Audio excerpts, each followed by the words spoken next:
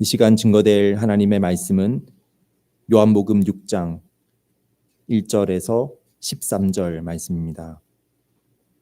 요한복음 6장 1절에서 13절 말씀입니다.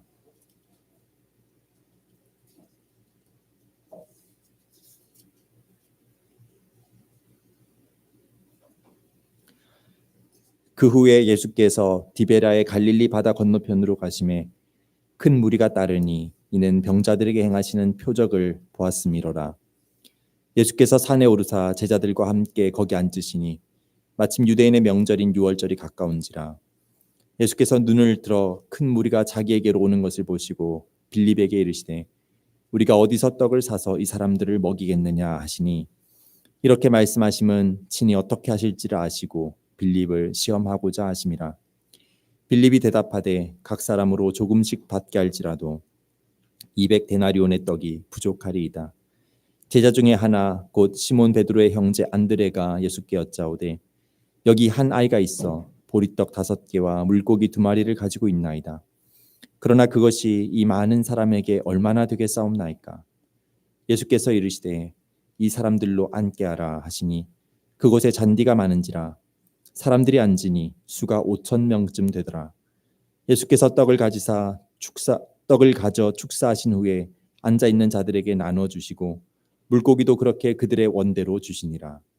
그들이 배부른 후에 예수께서 제자들에게 이르시되 남은 조각을 거두고 버리는 것이 없게 하라 하시므로 이에 거두니 보리떡 5개로 먹고 남은 조각이 12바구니에 찼더라.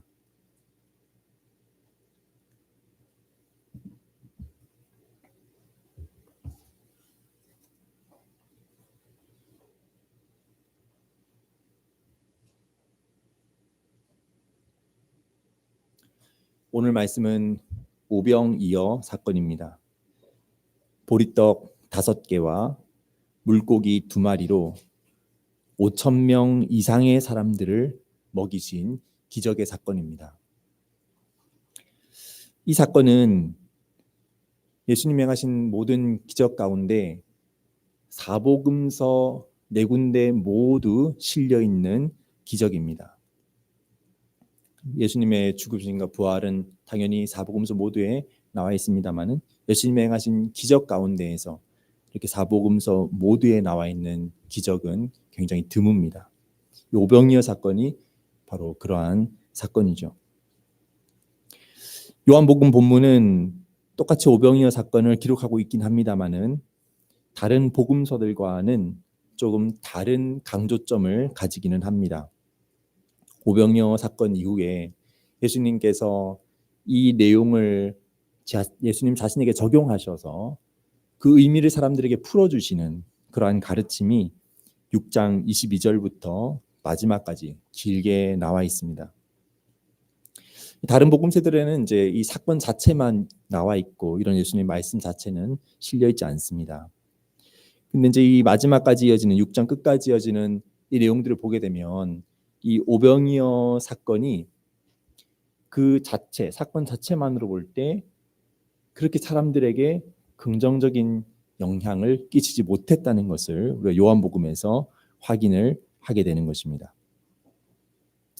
그래서 요한복음 자체는 이 오병이어 사건에 있어서 좀 부정적인, 사건 자체는 긍정적이지만 이 사건에 대한 사람들의 반응에 있어서는 부정적인 측면을 담고 있습니다. 근데 이제 그런 측면들은 앞으로 6장의 뒷부분을 보면서 좀 더 얘기를 하게 될 것입니다. 오늘은 이 오병이어 사건 자체에 먼저 초점을 맞추려고 합니다. 이 오병이어 사건을 기록하고 있는 다른 복음서들의 내용도 같이 참고를 해서 요한복음 자체의 내용보다 조금 더 상세하게 이 사건 자체에 대해서 보겠습니다. 4절에 보면은 때는 유대인의 명절 유월절이 가까운 때라고 하고 있습니다. 유월절이라는 것은 유대인들에게 가장 중요한 명절 중 하나였습니다. 이 유월절에 유대인들은 예루살렘으로 순례 여행을 떠나게 됩니다. 예루살렘 성전이 있는 곳에 모여서 출애굽의 구원, 하나님께서 과거 이스라엘 조상들을 애굽에서 구출하신 그 출애굽의 구원을 기념하는 어린 양 제사를 드렸습니다. 그러니까 유월절이라는 것은 이스라엘 백성들이 존재하게 된 그런 정체성을 나타내는 그런 절기입니다. 구원을 받은 사실을 증거하는 그러한 절기입니다. 정말 중요한 절기인 것이죠. 예수님께서도 공생에 대략 3년 반이라고 사람들이 얘기를 하는데요. 3년 반이라고 하면은 총 6월절이 4번이 있어야 됩니다. 우리가 이제 세 보면은 총 6월절 4번을 지나야지만 3년 반이라는 기간이 채워진다는 것을 알 수 있습니다. 근데 아무튼 성경에 나타나 있는 기록상으로 보면은 총 3번의 6월절이 예수님 생에 있는 것을 우리가 보게 됩니다. 근데 이제 그 중에서 첫 번째 나오는 6월절과 마지막에 나오는 6월절은 예수님께서도 예루살렘에 가셨습니다. 근데 오늘 본문에 나오는 이 중간에 있는 이 6월절 이때에는 예수님께서 예루살렘에 가지 않으신 것을 이렇게 보게 됩니다. 6월절 가까운 때라고 했으니까 6월절 가까운 이 시기에 갈릴리에 계셨다가 이제 6월절 다가오셔서는 예루살렘에 가셨을 수도 있지 않느냐라고 생각할 수도 있습니다. 그런데 다른 복음서들을 참고해서 보게 되면 이후에 예수님의 행적은 남쪽 예루살렘 있는 남쪽으로 가시는 것이 아니고 북쪽 이방 지역으로 다니시는 것을 우리가 확인을 하게 됩니다. 그래서 요 6월절 기간에는 예수님께서 예루살렘에 가지 않으신 것이 바른 이해라고 할 수 있겠습니다.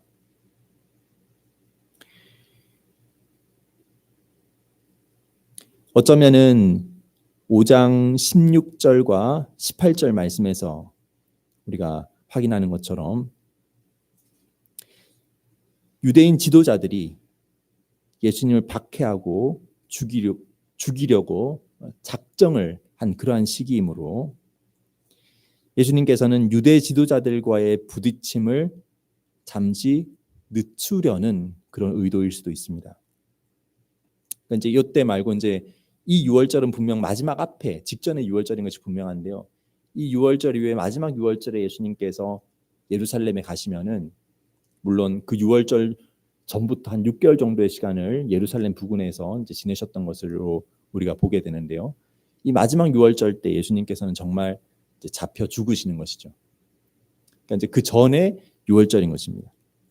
그러니까 이 상황에서 유대인들이 예수님을 적대하는 그 적대감이 높아지는 이 시기에 예수님께서는 바로 죽음을 향해 가시는 것이 아니라 제자들과 또 많은 사람들과 좀 더 다른 어떤 일정들을 가지시는 것입니다.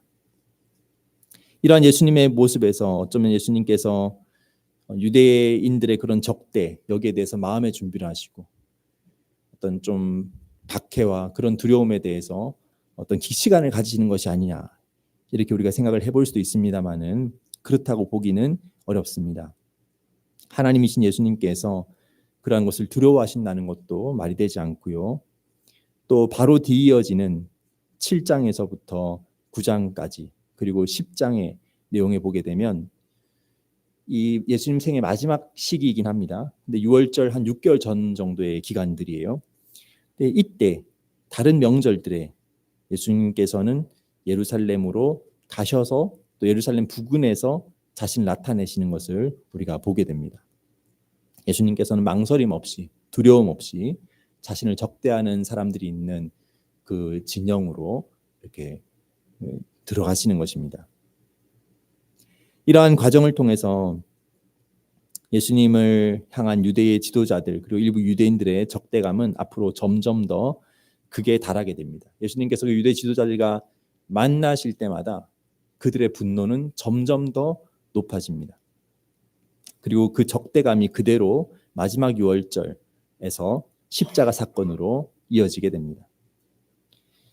그러므로 6장의 이 6월절에 예수님께서 예루살렘에 내려가지 않으신 것은 유대 지도자들과의 어떤 갈등이 두려워서가 아니고 하나님의 모든 뜻을 순차대로 다 이루시고자 때를 정하시고 때에 맞게 일을 이루어 가시는 모습이라고 할 수 있겠습니다. 그리하여 이 유월절 시기에는 유월절에 예루살렘에 내려가지 않으시고 예루살렘에 예수님만 내려가지 않으신 게 아니거든요. 그 시대 상황 우리가 떠올려 보면 상상할 수 있겠습니다만은 지방에 있는 모든 사람들이 어찌 다 할 수 있겠습니까? 남아있는 많은 사람들이 있는 것이죠. 그렇게 남아있는 다른 많은 이스라엘 사람들에게 예수님께서는 자신을 나타내시는 것입니다. 유월절은 하나님의 구원하시는 그런 은혜를 나타내는 절기입니다. 그런데 예수님께서는 바로 그 유월절에 그 유월절 제사에 참여하지 못하는 또는 참여하지 않고 있는 다른 많은 사람들에게 예수님 자신을 나타내시면서 하나님의 긍휼과 능력을 보이신 것입니다. 그리고 다른 복음서들을 보게 되면 오병이어 사건 이후에 이제 예수님께서 북쪽 이방인 지역들을 다니시는 것을 우리가 확인을 하게 되고, 그리고 이 시기, 이 유월절 이후에 이 시기에 예수님께서는 제자들에게 한 가지 중요한 질문을 하시는 것을 우리가 보게 됩니다. 역시 이스라엘 그 북쪽에 이방의 어떤 땅에서, 가이사랴 빌립보라는 어떤 땅에서 제자들에게 한 중요한 질문을 하십니다. 너희는 나를 누구라고 하느냐? 이러한 질문입니다. 그때 제자들은 예수님에 대한 신앙 고백을 하게 됩니다. 예수님은 그리스도이시고 하나님의 아들이십니다. 이러한 고백을 하게 됩니다. 그러니까 예수님께서는 제자들의 입에서 나오는 예수님에 대한 이 신앙 고백을 분명하게 먼저 확인하고자 하셨던 것입니다. 십자가 죽으심을 향하여 점점 나아가기 전에 제자들 안에 형성되어 있는 예수님에 대한 참된 신앙을 먼저 이렇게 드러내시는 시간을 가지신 것입니다. 제자들이 예수님을 향한 이런 신앙 고백을 한 이후로부터 비로소 예수님께서는 제자들에게 무엇을 말씀하시냐면 예수님 자신이 장차 예루살렘에서 잡혀 죽으시고 부활하실 것에 대해서 말씀하시기 시작하십니다. 그러니까 예수님에게 있어서는 제자들의 그 신앙 고백을 구체적으로 확인하는 이 기간이 굉장히 중요한 의미가 있는 기간이었던 것이죠. 오병이어도 예수님의 그 신앙 고백을 형성하게 되는 한 과정 가운데 있는 것이다 라고 할 수 있겠습니다. 그 이후에 제자들의 신앙 고백을 들으신 이후에 예수님께서는 주요 활동 무대를 이제 예루살렘으로 옮기게 되십니다.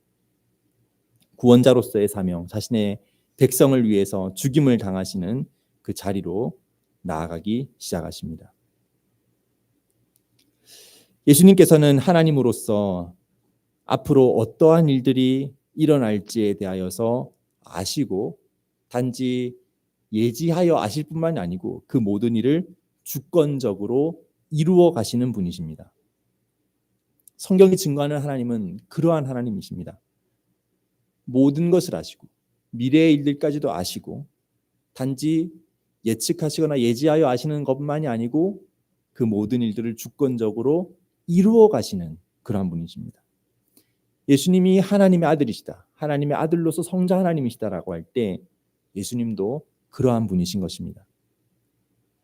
그러나 예수님께서 어떤 식으로 앞일을 알고 계시며 어떤 식으로 주권적으로 그 일들을 행하시는지는 우리로서는 상상할 수가 없는 영역입니다.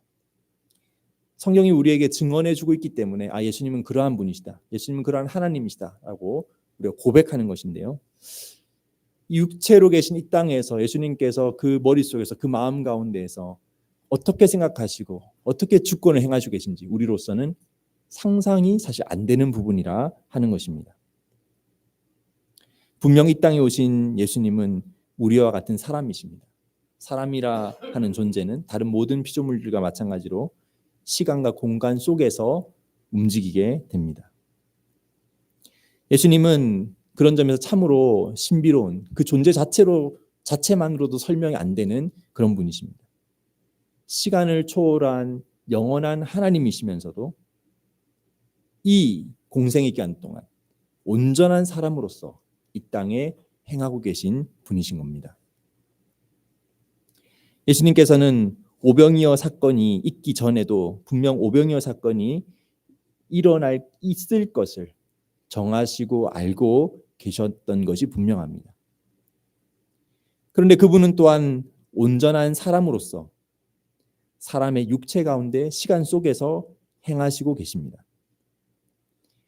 오병이어 사건이 일어난 장소를 보게 되면 본문 1절에 디베랴의 갈릴리 바다 건너편이라고 되어 있습니다.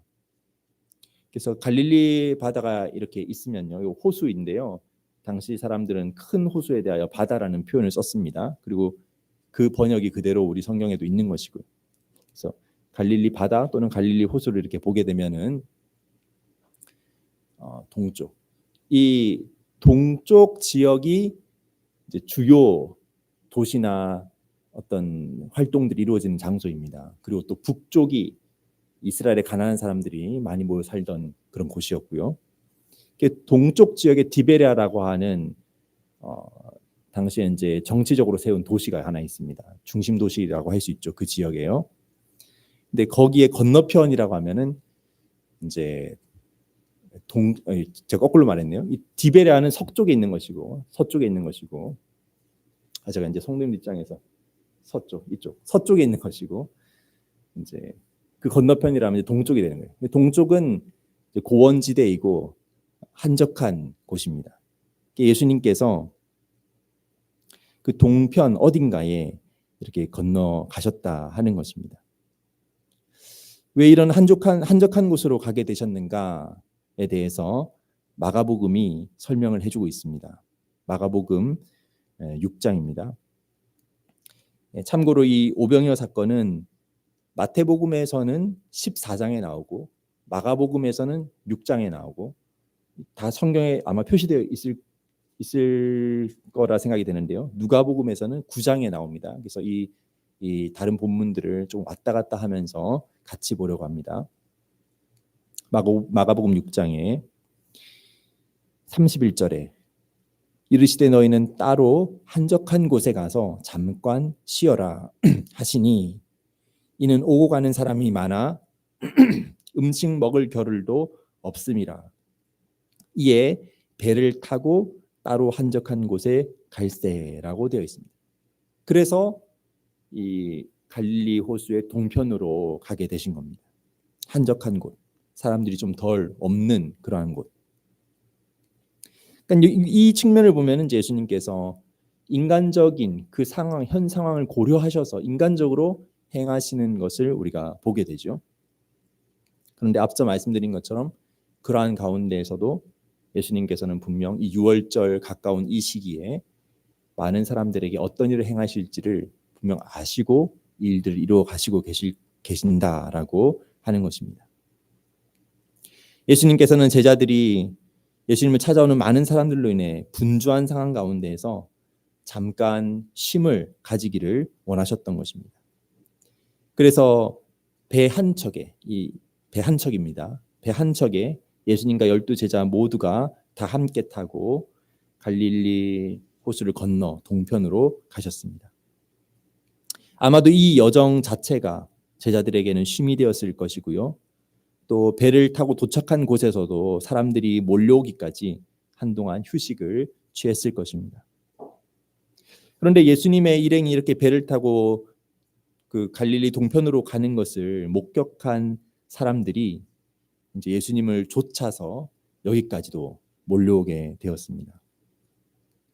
사람들이 예수님께 몰려든 것은 예수님께서 하나님 나라의 그 진리를 말씀해 주시는 그것을 들으려고 하는 것도 있겠습니다만은 특히 예수님께서 자신들에게 나온 병자들을 치료해 주시는 그 이적 때문이기도 했습니다.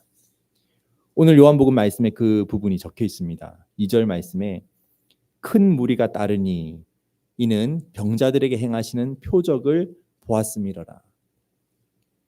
그래서 예수님의 말씀으로 인해서 사람들이 예수님을 쫓았다라고 하면은 굉장히 긍정적인 표현이 될 것인데 요한복음은 보면은 좀 부정적인 측면에 이렇게 조금 더 초점을 맞추고 있는 것을 우리가 보게 됩니다.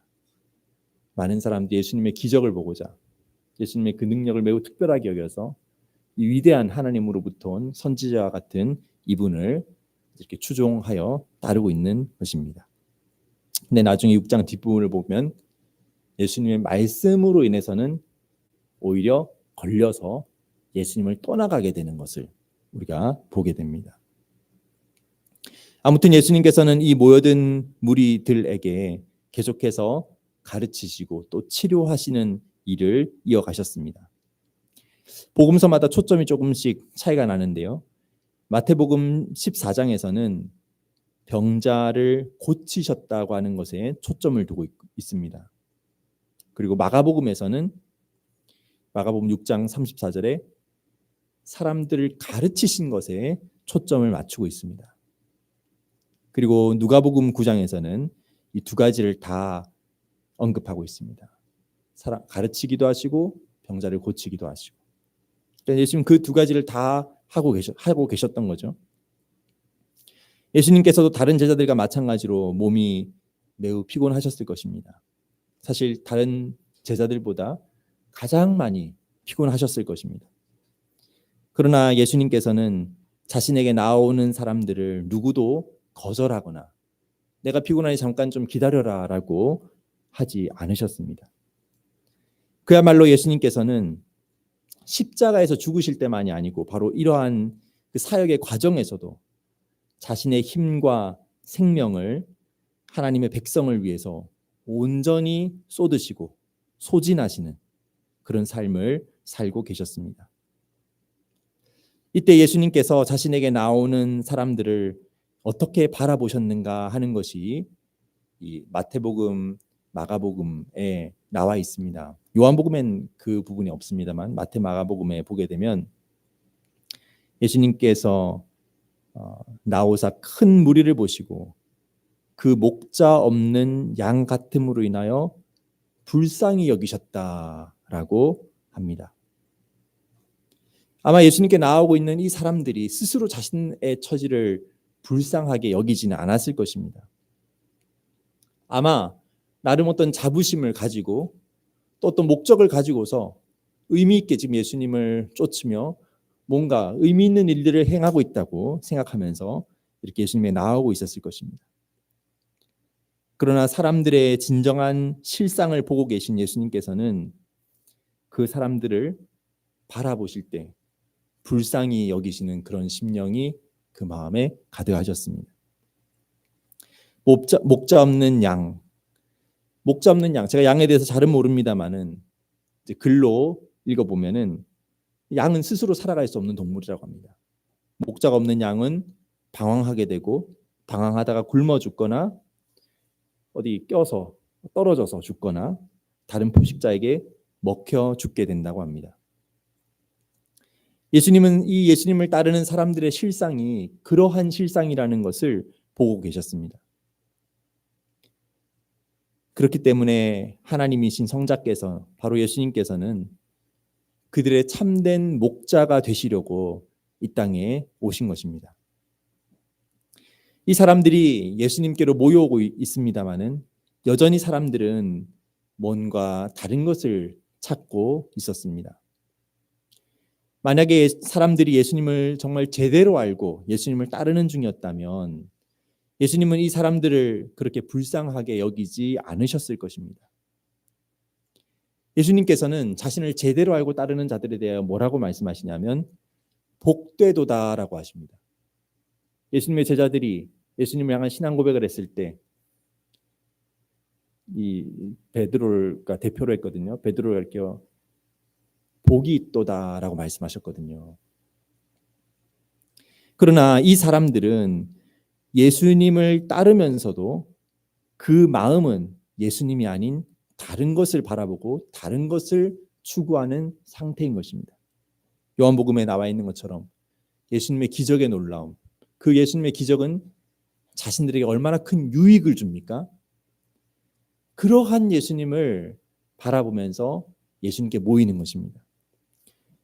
예수님 그분을 통하여서 하나님께 가까이 나아가고 하나님 나라를 이루어가는 그 목적보다는 자신들에게 유익이 되는 그 치유의 능력, 거기에 더 많은 초점이 있는 것입니다. 아직은 예수님에 대한 진리가 이들에게 온전히 드러나지 않았습니다. 이들은 예수님을 위대한 선지자, 위대한 선생으로 생각을 했습니다마는 인간적으로 뛰어난, 인간적으로 위대한 그런 인물로서 받들며 따르는 중입니다. 군중이란 그러한 모습이죠. 인기를 쫓습니다. 뭔가 위대하고 탁월하게 드러나는 것을 쫓습니다. 그러한 차원에서 이 사람들이 예수님을 따르고 있었습니다. 그러므로 예수님은 그들을 보실 때 불쌍히 여기셨습니다. 자신에게 나오는 그 자체는 당연히 예수님 자신의 뜻이었습니다마는 나에게로 오라고 하시거든요. 예수님께서. 예수님이 오는 것은 하나 예수님의 뜻입니다마는 그들이 바라보고 있는 것, 그들이 추구하고 있는 것, 그러한 가운데 그들이 여전히 목자 없는 양같이 방황하는 중인 것을 보시고 계셨습니다.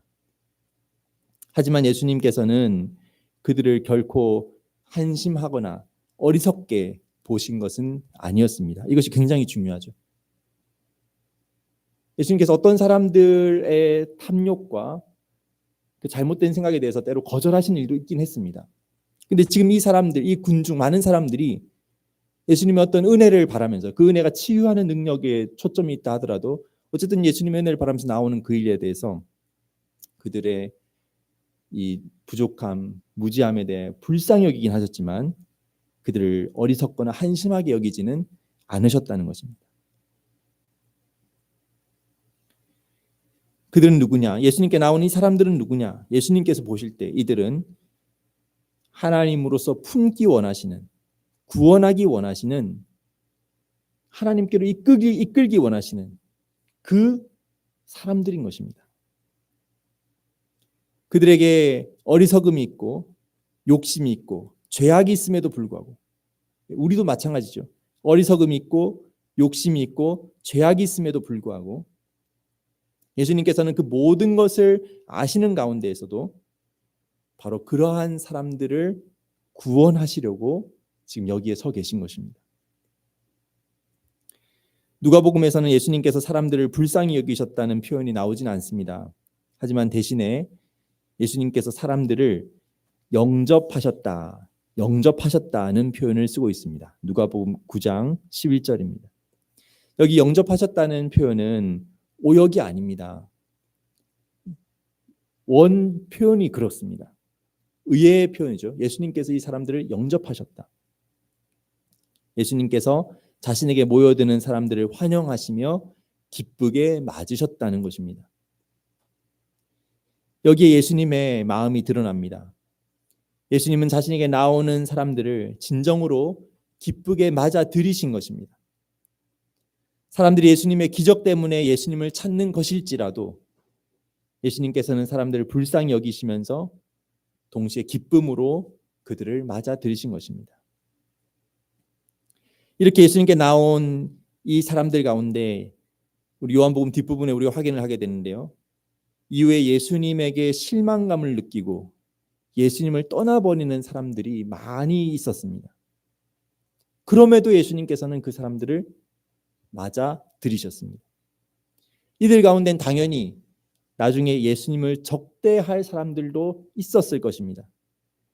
그럼에도 지금 이 상황 가운데서 이 순간에 예수님께서는 예수님을 의지하고자 나오는 사람들을 기쁘게 받으시는 것입니다. 그리고 그들의 여러 연약한 어려운 또 죄에 있는 그 형편에 대하여 긍휼히 여기시는 것입니다. 예수님은 자신의 인기로 인해서 기쁨을 느끼시는 것이 아닙니다. 연예인들이나 오늘날의 유튜버들은 자신의 인기로 인하여 자신을 따르는 사람들을 향하여 사랑한다는 표현을 합니다. 여러분 사랑합니다. 사랑하는 여러분. 이런 표현들을 하는데요. 어쩌면 저는 예전에 어떤 얘기를 들어가지고 강단에서 사랑하는 성도는 이런 표현을 저는 일부러 안 쓰거든요. 그 성도님들을 향한 어떤 좋은 마음이 없어서 그런 표현을 안 쓰는 것이 아니고 그런 표현이 정말 가식적일 수 있구나. 삶 속에서 같이 이렇게 대화도 안 나누면서 강단에서만 그 표현하는 것은 뭘까 이런 생각이 좀 들었습니다. 저는 그보다는 실제로 제 사랑이 지금 별로 크지도 않고요. 삶 가운데에서 진실하게 관계를 맺는 사람이 되고 싶다 이런 생각을 해봅니다. 근데 이제 그런 목사님들이 계시더라도 이제 그분들은 진정으로 주님의 사랑으로 마음이 벅차서 그런 표현을 하시리라 생각을 합니다.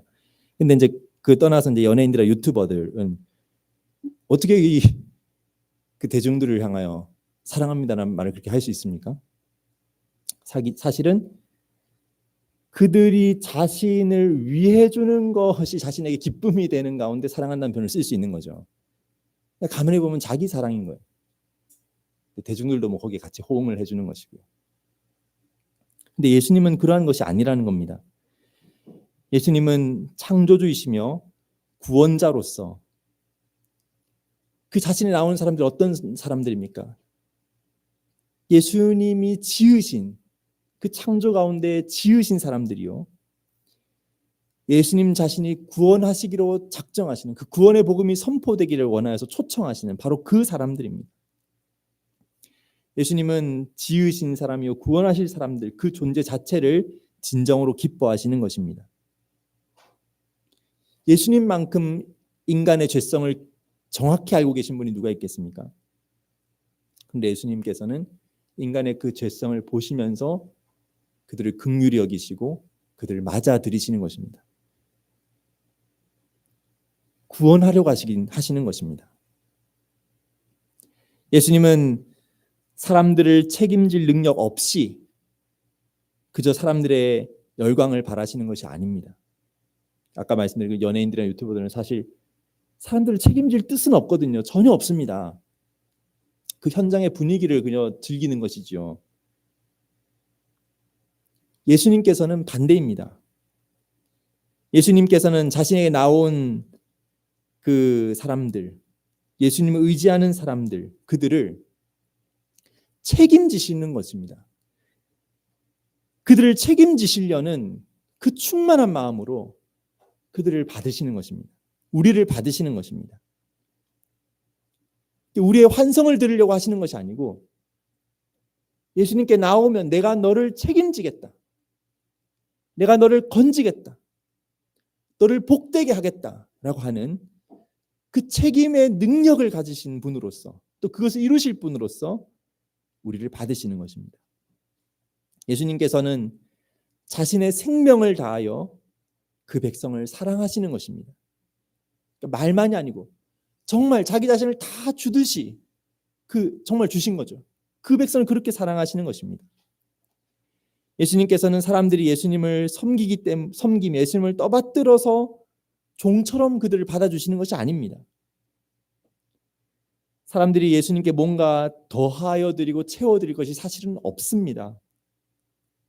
앞선 그런 인기 있는 스타들은 사람들이 자신을 응원하는 것을 통해서 인기를 얻게 되고 그로 인해 당연히 이익을 얻게 됩니다. 돈을 벌게 됩니다. 그들은 사람들을 통해 자기 자신의 채움을 받는 것입니다. 그러므로 자신을 채워주는 자신을 따르는 그 사람들을 좋아합니다. 그 좋아한다는 표현이 이제 사랑합니다로 나오는 거죠. 그러나 예수님 자신이 사람들을 채워주고자 하십니다. 사람들이 비어 있고 방황하며 고통 중에 있고 죄 가운데 죽음 가운데 있는 것을 보시면서 예수님께서 사람들을 채워주고자 하십니다. 예수님 자신에게 있는 것을 다 나누어 주고자 하십니다. 이제 그것이 이루어지는 사건이 십자가 사건이거든요. 십자가에서 우리의 죄와 허물을 우리의 모든 추한 것은 예수님이 다 가져가시고 예수님의 부활 가운데 예수님께 있는 하늘의 그 복되고 영광스러운 것들은 자신의 백성에게 다 나누어 주시는 그 일을 예수님은 하시는 것입니다. 그러니까 예수님께서는 모여든 사람들이 바라는 치유도 행하여 주셨지만 그들을 가르치기도 하신 겁니다. 그들의 영혼의 방황을 아시기 때문에 그들을 불쌍히 여기시며 진리로 하나님께로 이끄시는 그런 가르침을 베푸신 것입니다. 그렇게 모여든 사람들에게 예수님께서 또 그렇게 자신을 다 내어주시며 사람들과 함께하고 계셨습니다. 그러다 보니 어느새 날이 저물어 갔습니다. 요한복음에는 저녁 시간이라는 표현이 없습니다만은 다른 복음서를 보게 되면 이제 저녁이 되었다고 나옵니다.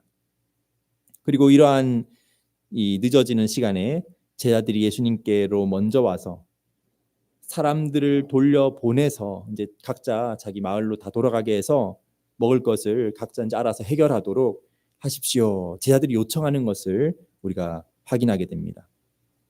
그러나 예수님께서는 사람들에게 어떻게 먹을 것을 베푸실지를 이미 작정해 두신 상태입니다. 그래서 예수님께서 빌립에게, 오늘 이 부분은 이제 요한복음이 제일 자세하게 나오는데요. 빌립이라는 한 제자에게 물으십니다. 5절에 우리가 어디서 떡을 사서 이 사람들을 먹이겠느냐. 6절에 이렇게 말씀하시면 친히 어떻게 하실지를 아시고 빌립을 시험하고자 하심이라. 시험이라는 말이 나오면 예수님께서 이제 이 사람을 테스트해서 좀 간보신 어떤 그런 것으로 느낄 수 있습니다만은, 근데 가만히 생각해 보면 우리가 예수님의 입장을 조금 더 이입해서 생각을 해보자면 참 예수님께서는 이 질문을 빌립에게 하시면서 제 생각은 그래요. 예수님께서 좀 유머러스한 그런 감정이지 않으셨을까? 이미 어떻게 하실지, 어떻게 제자들을 깜짝 놀래키실지를 이미 다 알고 계신 거예요. 다 알고 계신데 빌립은 인간적으로 생각하는 상황이잖아요. 그 이제 예수님 입장에는 사실 합당하지 않은 부족한 그런 대답을 먼저 꺼내게 하시는 거예요. 지금 다 아시면서 어떻게 이들을 정말 깜짝 놀래키고 어떻게 이들에게 정말 예수님의 능력으로 인해서 채워짐을 경험하게 하실지 다 아시면서, 그러니까 나중에 빌립이 틀리거든요. 빌립이 틀리지만 틀린 빌립이 기분이 나쁘겠습니까? 전혀 아니죠. 와, 예수님께서 이런 일을 행하시는구나. 뭐 너무 가슴이 벅차고 할 거예요. 자기 틀렸다고 자존심 상하는 게 아니라 예수님께서 나한테 이것을 보여주시려고 나한테 그렇게 부르셨던 것이구나. 이렇게 이제 반응을 하게 되는 거죠. 예수님께서 빌립에게 질문하는 그 뉘앙스 어떠하겠느냐는 것입니다. 너 이거 맞추기 힘들 거야. 너 한번 당해봐라. 뭐 그런 뉘앙스는 분명 아니라는 것이죠.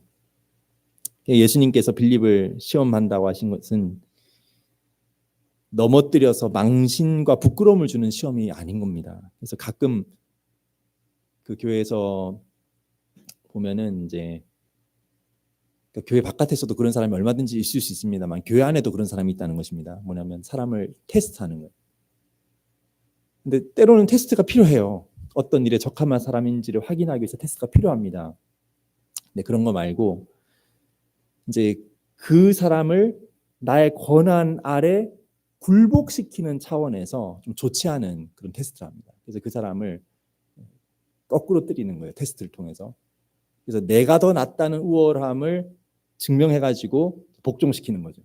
그런 테스트가 있죠. 교회 안에도 있을 수 있고 제가 교회 안에서 경험을 했으니까 또 사회에도 있을 수 있습니다. 근데 그런 테스트를 당했을 때는 썩 기분이 좋지가 않습니다. 우리가 그런 테스트로 사람을 대하지는 않으려고 하는 자세가 좀 필요합니다.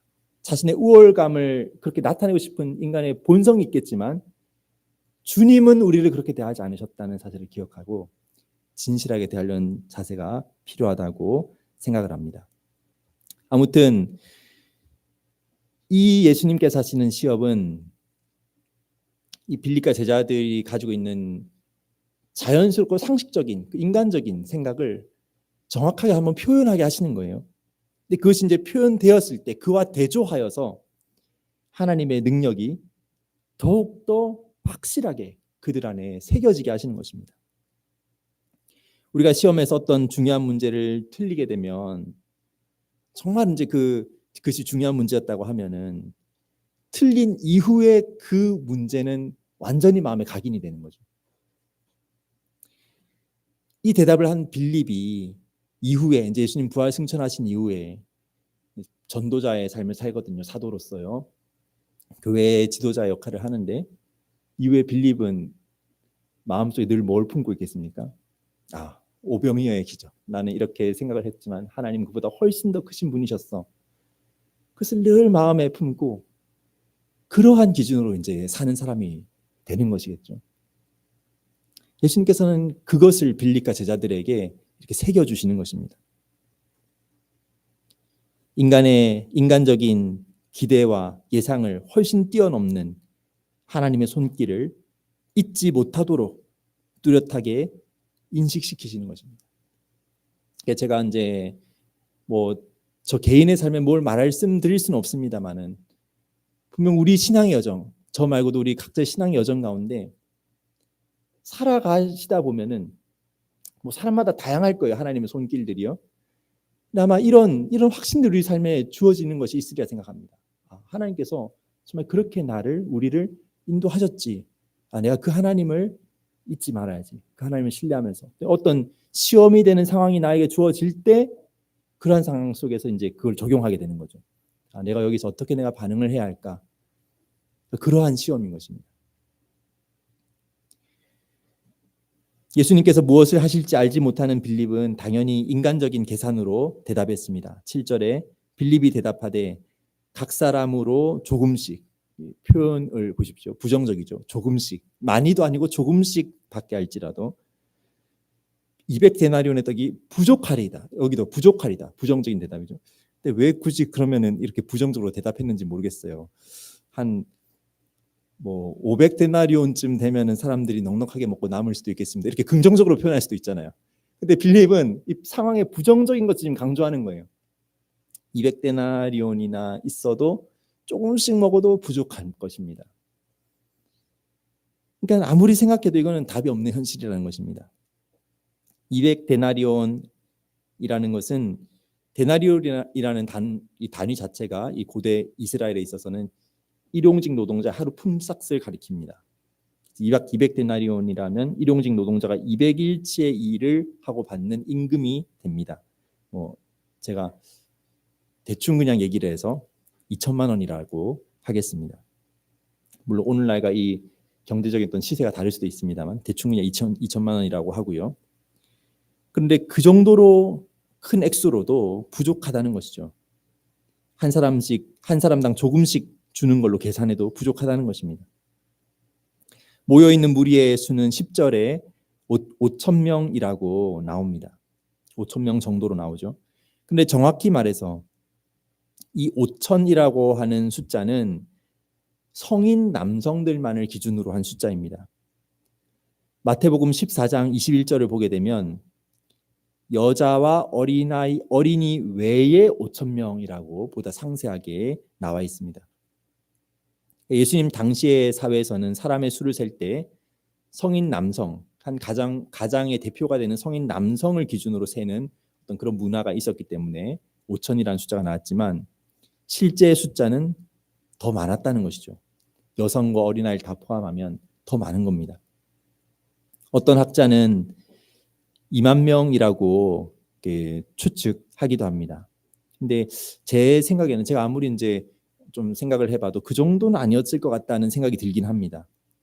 당시 사회가 남성 중심적인 그런 사회였기 때문에 이렇게 먼 거리로 예수님을 쫓아서 이동하고 이렇게 활동을 하려면 아무래도 남성들이 중심이 될 수밖에 없으리라고 생각이 들긴 합니다.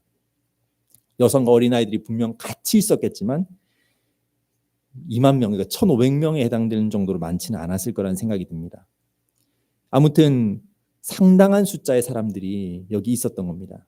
5,000명보다는 적어도 몇천 정도는 더 많은, 정말 어쩌면 학자들이 얘기하는 것처럼 2만 명이나 될 수 있는 상당히 많은 숫자가 여기에 있었습니다. 그런데 1인당 4,000원짜리 도시락을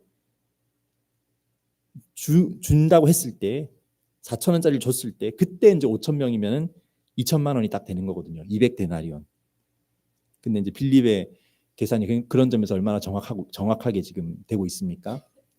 5,000명을 기준으로 했을 때 4,000원짜리 도시락 하면 딱 2천만 원 되는데 근데 그거 얼마 되지도 않는 양이고 또 그보다 숫자가 더 많으니까 부족하다는 거예요. 그러나 빌립은 예수님을 믿고 따르는 자였지만, 그러나 예수님이 진짜 전능하신 하나님의 아들이시라는 점은 여기서 간과하고 있는 것입니다.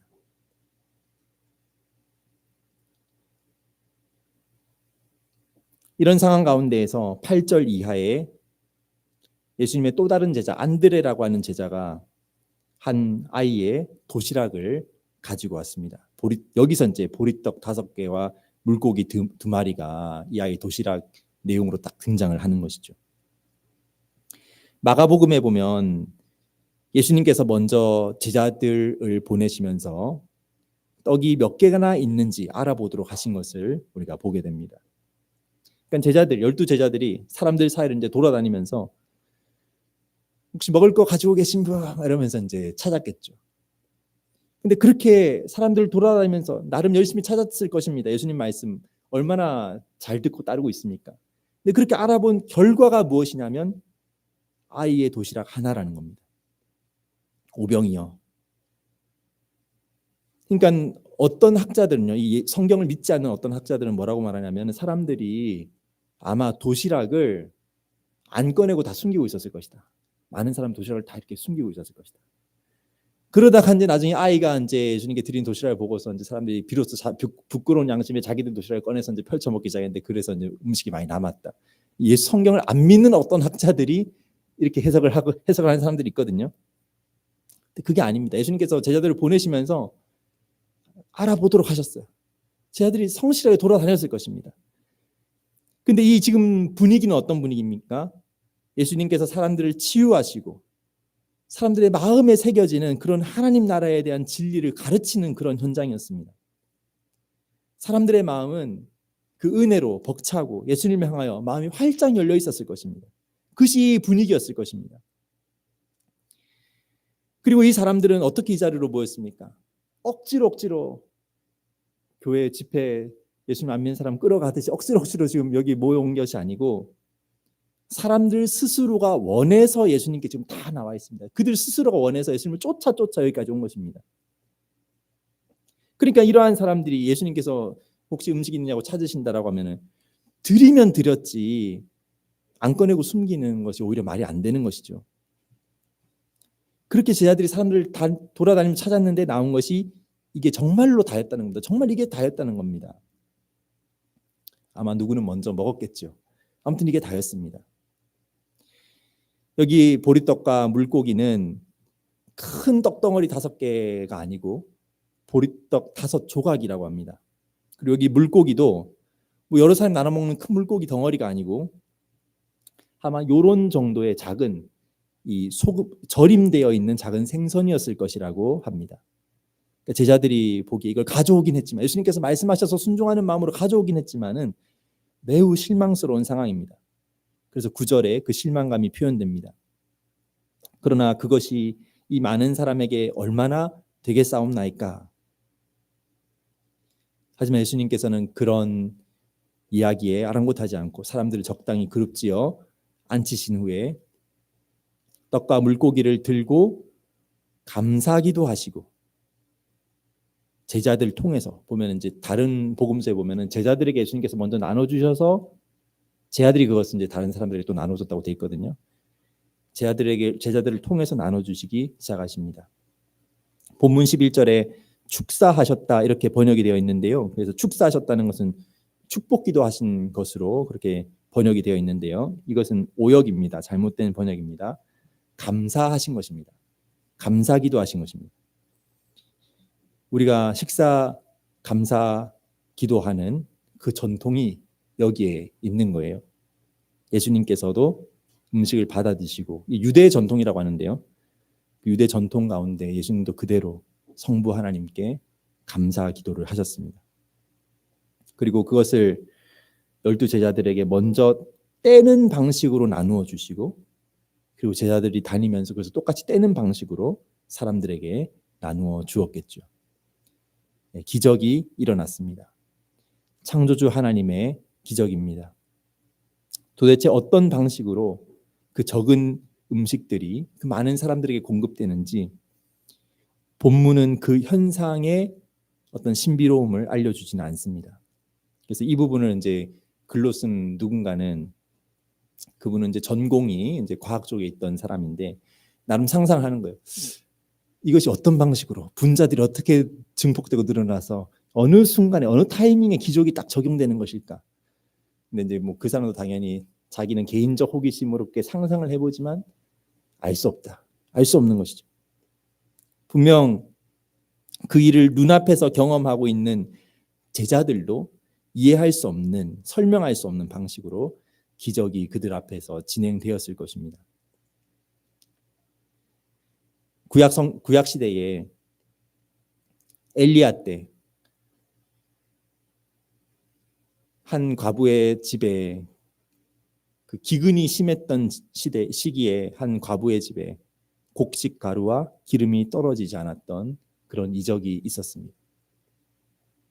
또 엘리야 다음 엘리사 시대에 또 한 집에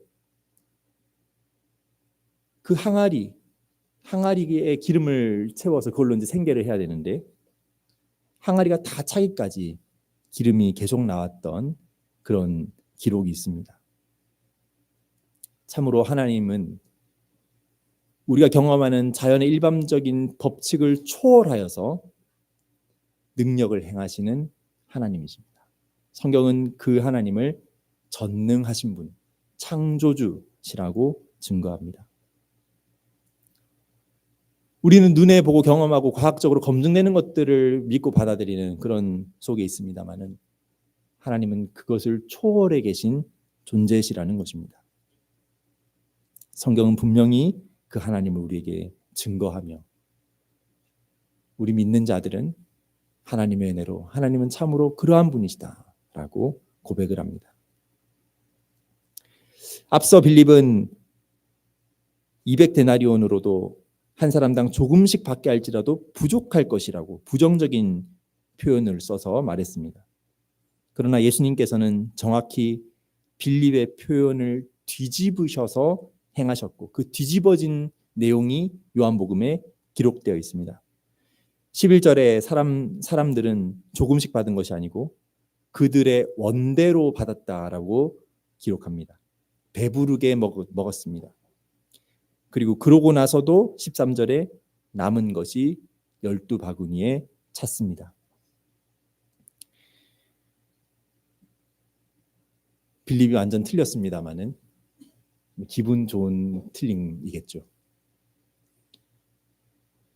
하나님의 돌보시는 손길을 눈앞의 기적으로 경험하는 그러한 놀라운 시간이었습니다. 예수님께서 구원자로서 하나님의 긍휼과 능력을 사람들에게 나타내신 사건, 그것이 이 오병이어의 사건입니다.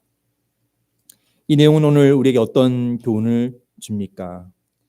개인적으로 더 많은 교훈을 우리가 생각할 수 있겠습니다만 두 가지로 말씀을 드립니다. 첫 번째는 하나님의 돌보심이라는 것입니다.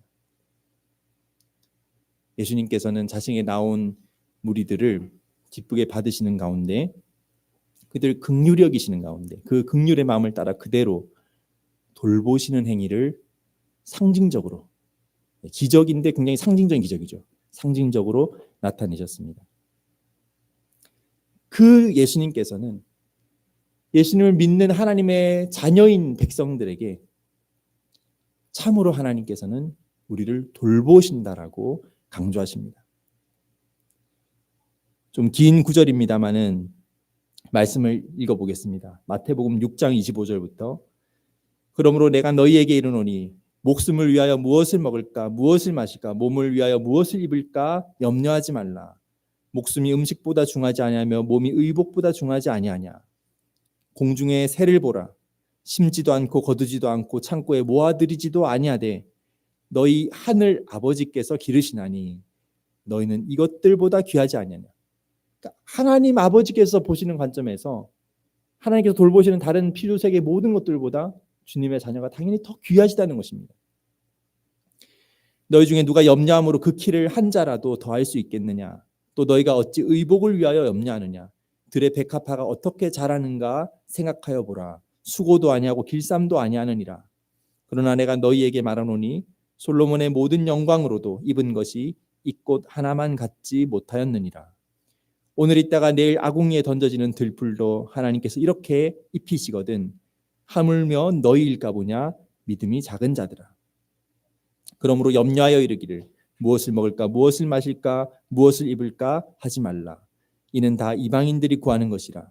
너희 하늘 아버지께서 이 모든 것이 너에게 있어야 할 줄을 아시느니라. 예수님께서 큰 확신으로 우리에게 새겨주시려고 하시는 말씀입니다. 정말 하늘 아버지께서는 자신의 백성을 돌보신다는 것입니다. 단지 우리의 영혼만 돌보신다는 표현이 아닙니다. 이 예수님 말씀은요. 이 땅을 살아가는데 우리가 먹을 것, 입을 것, 우리 생계에 필요한 그 부분들을 하나님께서 알고 계시고 그러한 차원에서 우리를 돌보시고 계신다고, 그 하나님을 정말 신뢰하라고 하는 말씀입니다. 여기 이 구절을 영적으로 재해석할 필요가 없습니다. 예수님 그런 의도로 말씀하지 않으셨어요. 공중의 새를 보고 들에 핀 꽃을 보면서 하나님께서 그 모든 것들을 돌보신다는 사실을 기억하면서 하나님께서 이 땅에 우리의 삶을 어떻게 돌보시는지를 신뢰하라고 말씀하시는 것입니다. 물론 그것은 우리의 욕심을 따라 다 들어주신다는 뜻은 전혀 아닙니다. 성경에 보면 이거는 이제 지금 이 돌보신다는 말씀을 많은 사람들이 아멘 합니다만은 다른 말씀도 한 구절이 있는데 그런즉 먹을 것과 입을 것이 있은즉 족한 줄로 알라 하는 말씀의 사람들은 이제 아멘하기 쉽지 않을 수도 있거든요. 근데 이 두 가지가 다 있는 거죠. 하나님께서는 정말로 우리를 먹이시고 입히시는 하늘 아버지로서 우리를 돌보시는 분이신데 하나님께서는 먹을 것과 입을 것이 있은즉 그 정도로 족한 줄로 알라라고도 하시는 분이시라는 사실을 우리는 같이 받아야 할 것입니다. 아무튼 정말로 하나님께서는 우리를 돌보신다는 것입니다. 주기도문 때마다 우리가 뭐라고 기도를 합니까? 오늘 우리에게 일용할 양식을 주시옵고라고 기도합니다. 날마다 우리에게 먹을 것을 우리는 하나님 앞에 구하는 것입니다. 물론 내 손에 수고함도 있고 이 사회에서 내가 부여받은 어떤 역할과 자리를 통해서 이런 것들이 주어지는 그런 환경도 있습니다. 근데 하나님께서는 그러한 모든 것들을 통해서 우리를 돌보신다는 사실을 우리에게 알려주십니다. 구약시대에는 하나님께서 광야에서 만나를 주심으로 이스라엘 백성을 돌보셨습니다. 기적이었죠. 하늘로부터 먹을 것이 매일 아침마다 내리는 것입니다. 예수님 때에는 이 광야에서 역시 빈들이라 되어 있는데 물론 풀밭이 있다고 되어 있습니다만은 이 빈들 먹을 것이 없는 이곳에서 예수님께서 오병이어 기적으로 사람들을 먹이셨습니다. 상징적인 두 사건입니다. 만나 사건은 이스라엘 백성이 가나안 땅에 들어갈 때 그쳤습니다. 가나안 땅에 들어간 이후로도 계속 만나를 주신 것이 아닙니다. 가나안 땅에 들어가는 즉시로 거기에서 첫 소산을 먹는 즉시로 만나는 그쳤다라고 되어 있습니다. 오병이어 사건도 이 유사한 사건이 예수님 전체 생에 2번 나옵니다만은 예수님께서는 이러한 기적을 매번 베푸시겠다 하시지 않으셨습니다. 이후에 우리가 살아가는 이 교회 시대에 예수님께서 오병이어 사건을 계속해서 일으켜 주시겠다 그렇게 약속하지는 않으셨습니다. 그러니까 어떤 기적적인 사건은 우리의 뭔가를 일깨워 주는 것입니다. 하나님께서 정말로 자신의 백성을 돌보시는구나. 그 능력이 있으신 분이시구나. 이것을 우리에게 보여주는 사건입니다. 이제 우리는 일상적인 삶 가운데에서 그 하나님을 신뢰하는 것입니다. 지금도 하나님께서는 우리를 돌보신다. 이 땅에서 우리를 돌보신다는 것을 신뢰하는 것입니다. 이것이 첫 번째 교훈입니다. 두 번째 교훈은 이 본문 속에 예수님께서는 율법주의적인 신앙이 아닌 은혜, 하나님의 은혜를 우리에게 여전히 증거해주고 계시다는 것입니다. 예수님께서 사람들을 긍휼히 여기시고 그들을 받으시는 이 자체가 율법주의가 아닌 은혜의 신앙입니다. 율법주의는 무엇입니까? 조건과 자격을 보는 것이죠. 이러이러한 수준과 자격을 갖추면 받아주겠다는 것입니다. 예수님에게 뭔가 기여해 주는 것이 있으면 그 공로를 따져서 받아주겠다는 것입니다. 그러나 예수님께서는 자신에게 나오는 사람들을 그냥 거저 다 받아주셨습니다. 하나님의 긍휼, 은혜, 사랑이 여기에 증거됩니다. 여기 오병이어를 가져온 아이를 제가 상상을 해봤습니다. 제자들이 다니면서 음식이 어디 좀 없느냐고 찾을 때 이 아이가 이제 이 아이도 예수님 향해서 마음이 막 벅찰 테니까요. 제 도시락 이렇게 이제 딱 드리죠. 근데 이 아이는 아마 그렇게 생각했을 거예요. 제 상상으로는 그렇습니다. 예수님께서 배가 고프신가 보다. 이거라도 드려서 예수님이 이제 좀 끼니를 해결하시면 뭐 내가 좋은 일을 한 거지. 아마 그렇게 생각했을 것 같아요. 제 생각에는. 그래서 그냥 아끼지 않고 다 헌신의 마음으로 올려드렸는데, 근데 만약에 진짜 예수님께서 네, 출출했는데 이 도시락 이건 하나 있구나, 이제 이걸 먹고 끝났으면 이거 율법주의가 되는 거예요. 예수님을 위해서 헌신하고 예수님께 뭐 섬겨드려서 예수님을 잘 이렇게 해서 올려드리자, 이걸로 끝나는 거예요. 근데 예수님은 그 목적으로 그것을 구한 것이 아니었습니다. 예수님께서는 더 풍성하게 해서 거기 있는 모든 사람들이 예수님 안에서 풍족히 누리도록 하시려고 받아서 사용하셨던 것이었죠. 이 아이가 이 사건을 이후에 어떻게 기억하겠습니까? 난 예수님께서 이게 필요하신가 보다 해서 드렸는데 예수님께서 필요했던 것이 이게 좀 필요해서 요구하신 것이 아니었구나. 이것을 사용해 주시려고 이것을 받으신 거였구나. 우리 모두를 풍족하게 하시기 위해서. 그러니까 예수님께 드리는 것은 예수님께 채워지는 것이 아니에요. 예수님께 못해드리는 것이 아닙니다. 예수님께서 그것을 하나님의 영광과 그 백성의 복을 위해서 사용하시는 것입니다. 우리의 헌신은 그런 것이죠. 내가 헌신해서 하나님께 뭘 보태드리는 것이 아닙니다. 우리가 드리는 것이 복되게 쓰여져서 내가 그 일에 참여한 것으로 내가 영광스러워지는 것입니다. 우리를 채우시는 하나님이십니다.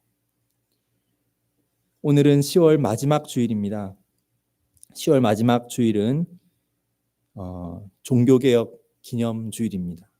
종교개혁이 10월 31일로 시작된 것으로 공식적으로 얘기를 하는데요. 근데 오늘날에는 이제 저희 아이들도 그런 얘기를 하더라고요. 뭐 할로윈데이. 어쩌다가 10월 30일이 미국에서부터 할로윈데이가 됐는지 모르겠습니다. 근데 원래 이날 우리가 기억해야 되는 것은 하나님의 진리가 숨겨졌던 진리가 종교개혁을 통하여서 교회 가운데 더 선명하게 드러난 날이다라고 하는 것입니다. 그러니까 우리 어린이 친구 여러분, 얼굴을 가리고 있는 친구도 한 명 보이는데, 할로윈데이 전에 어떤 날이라고요? 종교개혁 기념일입니다. 알겠죠? 나중에 필요하면 더 설명을 해줄게요. 종교개혁 기념, 그리고 10월 마지막 주는 이제 종교개혁 기념 주일로 이렇게 교회가 기념을 하고 있는 것이죠. 이때 종교개혁자들이 이것이 성경의 진리다라고 하면서 증거했던 진리가 무엇이냐면 하나님의 은혜의 진리인 것입니다. 하나님의 은혜의 진리. 당시 그 시대 교회 가운데에서는 공로주의 신앙이 정말 팽배했습니다. 내 죄를 용서받기 위해서도 얼마만큼의 헌금을 해야 그 헌금 액수에 맞춰서 내 죄가 사해진다, 그렇게 가르치던 시대였습니다. 근데 사실은 그 종교 지도자들은 그 헌금 받아서 예술품 만들고 건축물 세우려고, 그래서 사람들을 종교적으로 이렇게 미혹시켜서 돈을 걷는 거였거든요. 근데 사람들은 진짜 순수한 마음으로 내가 죄 용서 받으려면 돈을 내가 더 많이 교회에 바쳐야 돼, 헌금해야 돼, 그렇게 생각한 거예요. 철저히 공로주의적인 신앙이 팽배했던 시대였는데 종교개혁자들은 하나님 말씀을 공부하는 과정에서 이게 하나님의 뜻이 아닌데라고 하는 것을 발견한 것입니다. 하나님의 뜻은 오늘 말씀이 요한복음 이 오병이어 사건에서도 보는 것처럼 우리를 은혜로 대하시고 우리를 긍휼히 여기시고 우리를 그저 받으시는 그 하나님의 은혜인데 이것을 증거한 것입니다. 그것이 예수님의 십자가에서 가장 뚜렷하게 드러났다고 증거하게 된 것이죠. 그래서 이것으로 인해서 원래는 가톨릭 교회 내부에서 그런 개혁을 이루려고 했지만은 가톨릭 교회 자체가 이러한 주장을 하는 사람들을 다 이단으로 내몰면서 다 추방을 하고 심지어 죽이기까지 했습니다. 그러면서 이제 개신교가 나오게 된 것이죠. 개신교도 오늘날까지 이어지는 과정을 보면 부끄러움의 역사들이 있습니다만, 그러나 원래의 취지는 그러했다고 하는 것입니다. 우리가 이 오병이어를 통하여서도 율법주의가 아닌 은혜의 하나님이신 것을 한번 되새기기를 바랍니다.